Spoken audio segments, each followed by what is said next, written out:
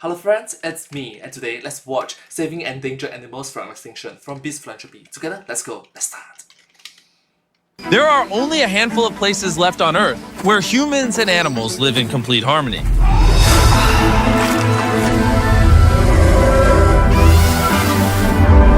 In the heart of Africa, in Kenya, lies the Masai Mara. I came here 1 year ago while building 100 wells throughout Africa, where I met the Maasai tribe, an ancient nomadic group that have preserved their culture and way of living for centuries. But just like we see in other places across the globe, greed and human ignorance pose the biggest threat to the natural world. Animals find their habitat threatened by human activities. Plastic has reached every corner of the globe. This threatens everyone. 1 million animals around the world are now at risk of extinction. But there is a glimmer of hope. This is the Masai Mara Wildlife Conservancies Association, a group of local Maasai people that are doing everything they can to preserve what's left through a combination of traditional methods and modern-day techniques like data science and analysis, ridding poaching almost entirely and protecting the remaining natural resources. But there are now more pressing challenges being faced that nobody is talking about. So Dan and Darren went back to the Masai Mara to see how we can further help this community. And not far from the campsite, Dan and Darren came across something extraordinary. This is Elizabeth, one of the endangered white rhinos the rangers protect. What a beautiful animal. It's unbelievable, The power, you can feel it. 27 years you've been with these animals. Yeah. So they're like children to you. Yes.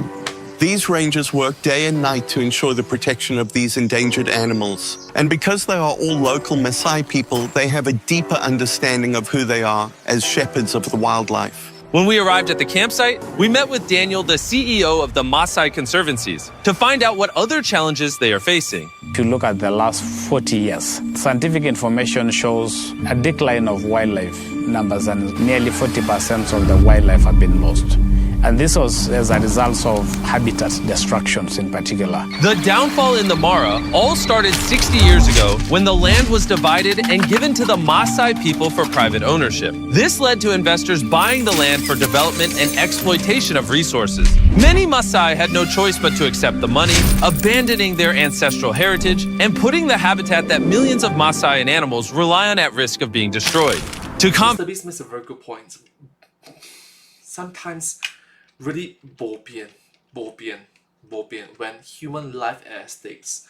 We recognize the importance of protecting these animals, yes, but at some point in time, you have to recognize that we are humans and we are selfish. We care for humans and we place animals as secondary.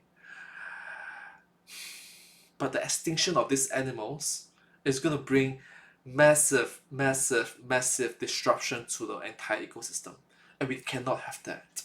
We really cannot have that. We cannot risk that. To combat this problem, the Conservancies came up with a plan to incentivize landowners to lease their land to the Maasai Conservancy in return for a monthly payment so that they could preserve their territory and traditions. This idea of conservation is just strengthening our relationship with wildlife and nature. That those people who are considered as custodians of wild animals are now benefiting. In the last 18 years, more than 24 conservancies have been formed in the Masai Mara, allowing for the Maasai tribe and wildlife to flourish together. But Tarn, the lead project manager for the Conservancy, told us that natural disasters and weather events like climate change have proven to be the biggest problem that the Maasai now faces. Sadly, we've had some really unexpected weather events. We've had massive flooding events. We've lost property in the form of tourism camps. And more importantly, we've lost lives from some of the rangers who work out here to protect this valuable ecosystem. We've seen quite devastating floods. As they are coming back from their normal patrols, they found that water level has risen in the river. So they were actually trying to cross.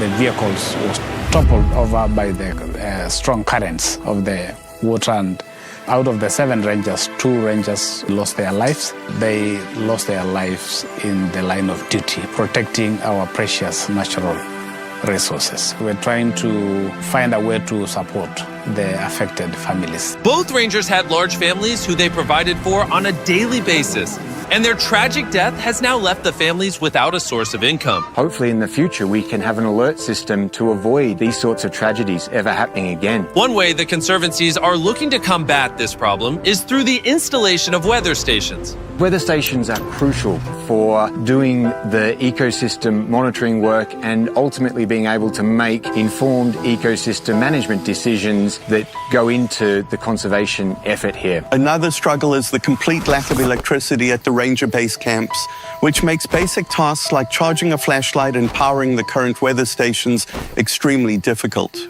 This all goes in to form the backbone infrastructure that these rangers need to be able to do effective ecosystem monitoring and ecosystem management work.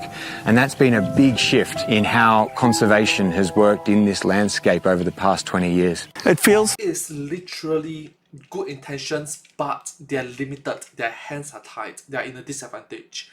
They're handicapped. Oh gosh. Sorry, man. like we're at an inflection point in time right now, and if we don't do something about this, it may be lost forever. We want to do everything we can to make a long-lasting impact on the conservation in the Masai Mara. So Darren met up with Michelle, the president from our long-term partners Give Power. They have been working with the conservancies in generating clean energy for the rangers. Give Power will be supplying the whole ranger station with clean energy to give light at night. And most importantly, power the weather stations and sensors to predict environmental changes and events to protect the Maasai people. And furthermore, expand the protected Masai Mara areas. So I got very excited about the opportunity to bring power to some of these ranger stations. We also got the opportunity to create a digital connection to be able to transmit important information that they gather in the field to a system that would allow us to start creating carbon credits. Carbon credits are bought by companies to offset their carbon footprint and allows them to release a certain amount of greenhouse gases. If the Conservancy gets additional weather stations, they will be able to sell the carbon credits to companies that need it in order to continually expand and protect the Masai Mara. In addition to the 7 weather stations and solar grids that we installed, Darren is just about to surprise Daniel with even more. Daniel, we're going to pay for 5 more weather stations. I have no words to express gratitude and the Mara community I'm speaking on their behalf. Thousands and thousands of those landowners who are not here, they are going to be very, very happy.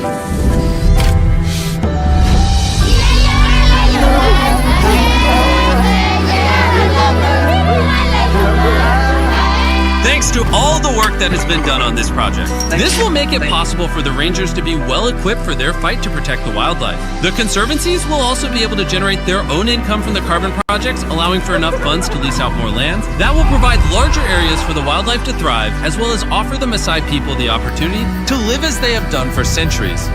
We're also ensuring that the new generations will have to continue what we have started, because it is also actually changing their livelihoods. It is actually providing income to thousands and thousands of households. It's a blessing to us.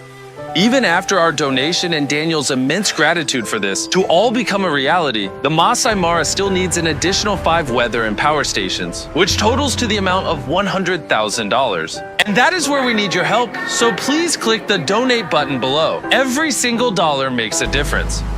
Before Dan and Darren left, they went to visit the families that lost husbands and fathers in the massive flooding. Daniel then explained that Beast Philanthropy will be donating enough money to cover their living expenses for an entire year, lifting this massive financial burden off their shoulders. The Rangers paid the ultimate sacrifice to protect and preserve this land. It's extremely important that we all do what we can to support the organizations making a massive change in the Mara. We have a short opportunity to take action and do something about it before it's too late. It's thanks to all of you watching and donating that we can do projects like this with organizations that are protecting our planet and its nature. So again, please click the donation button so that we can hit our goal of $100,000 to complete this project. Thank you so much for watching. he made a very good point. At this current point in time, we are in an inflection point. We are at the fulcrum pinpoint. Okay, we are at a junction, interchange, where if we do not save those animals, they'll be gone forever from the ecosystem. And with the disappearance of these precious animals, the ecosystem will be messy, like really, yeah, problematic. So these animals, the existence of these animals are there to keep balance. The moment the handle snap them away, things get problematic. They need to be there to balance things out. So thank you so much. Thank you so much for this video. Thank you so much to the team behind Beast Philanthropy. Thank you so much. Hope you enjoyed. Subscribe. Thank you.